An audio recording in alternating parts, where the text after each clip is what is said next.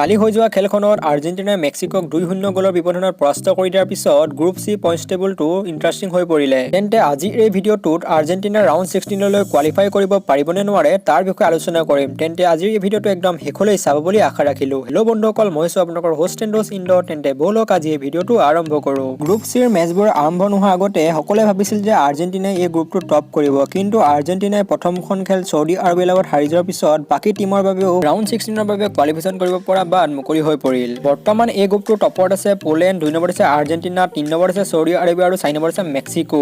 আৰু প্ৰত্যেকটো টীমৰ হাতত আৰু এখন খেল বাকী আছে আৰু আৰ্জেণ্টিনাৰ খেল আছে পোলেণ্ডৰ লগত। যদি আৰ্জেণ্টিনাই পোলেণ্ডক যদি হৰাই দিব পাৰে তেন্তে আৰ্জেণ্টিনা ডাইৰেক্ট ৰাউণ্ড 16ৰ বাবে কোৱালিফিকেশ্যন কৰি যাব।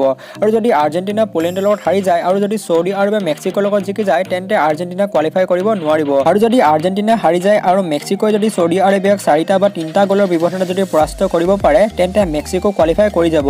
তেন্তে আৰ্জেণ্টিনাৰ ৰাউণ্ড 16ৰ চাবিকাঠি নিজৰ হাতত আছে আৰু মোৰ মতে এনেকুৱা লাগে যে আৰ্জেণ্টিনাই কোৱালিফিকেশ্যন কৰিব পাৰিব। তেন্তে আপোনালোকে কি ভাবে, আৰ্জেণ্টিনাই কৰিব পাৰিবনে নোৱাৰে কমেণ্ট কৰি জনাব। আৰু এনেধৰণৰ খেলৰ লগত জড়িত ভিডিঅ' চাবৰ বাবে চেনেলটো ছাবস্ক্ৰাইব কৰিব। তেন্তে আজিলৈ ইমানেই, জয় আই অসম।